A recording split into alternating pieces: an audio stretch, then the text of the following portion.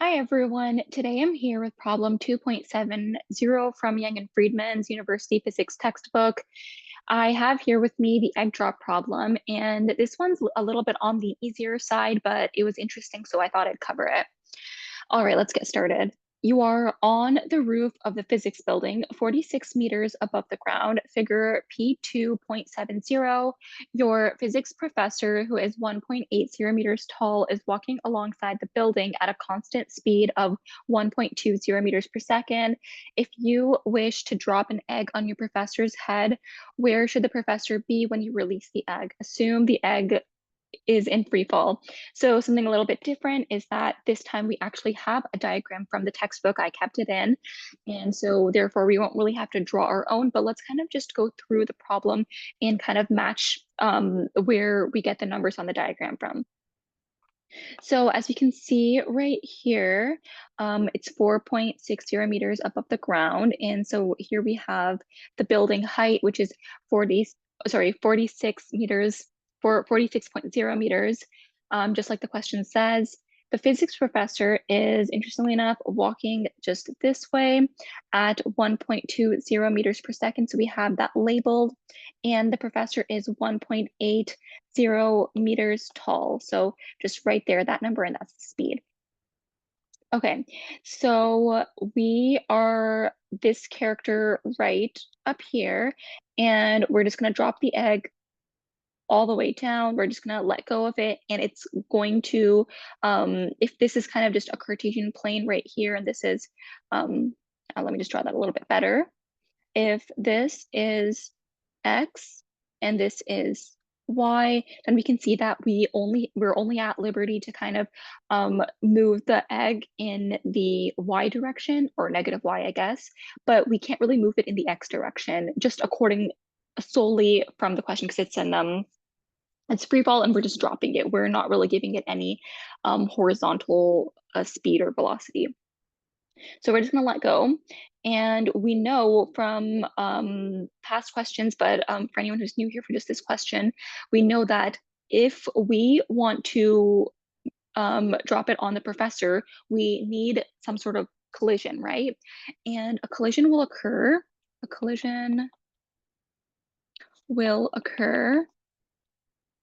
if there are two objects at the same location at the same time. Two objects, same location, or it can be more than two objects, but just for the sake of this question, same location at same time.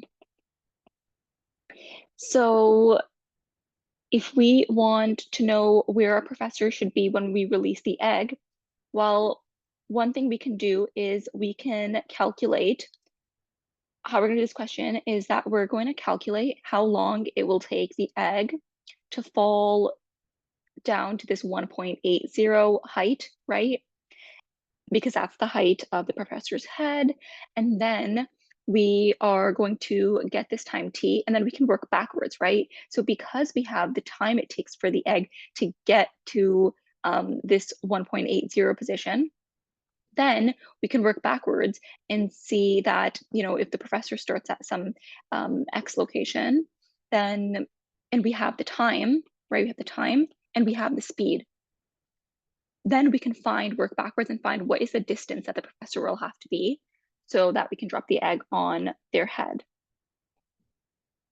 Okay, so right now we can actually go ahead and get started on the actual problem. So one thing we can do is we can write down let's calculate the height or the distance the egg will fall. So the distance egg will fall, we can say that that is going to be the height of the building minus the height of the professor, because we want it to fall on the professor's head.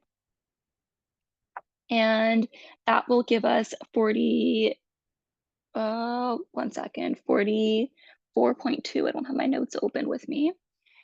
Just give me 1 second. Okay, so now that I'm back, sorry about that. I was just grabbing my notes to double check. Yes, it's 44.2 meters, and we know that if we're dropping the egg from from the top of the building, then and we're just dropping it, then it has no initial velocity or speed. So we can say v initial is going to be 0 meters per second. We know that our acceleration is due to gravity, so that's going to be um, minus g, it's going to be equal to 9.80 meters per second squared. And we said the distance is 44.2 meters. And we are just trying to get the time so we can work backwards, right? So the time, we can get this by using one of the kinematic equations. And the one that actually has all four variables is d is equal to v naught t plus half of at squared. When I sub in our values, I am getting t is equal to 3.0034. Okay, so that's the time that I'm getting. So to fall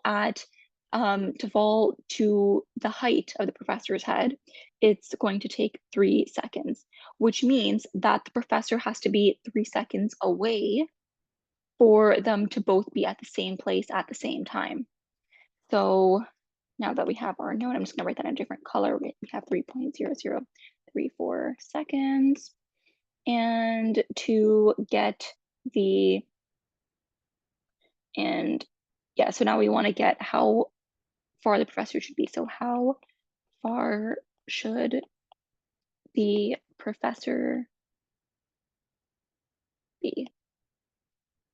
Okay, so we can use, just because the professor, there's no indication the professor is accelerating, it's just at a constant speed, right? So the professor is walking at a constant speed, or they're walking at a constant speed. So we can just use distance is equal to speed times time.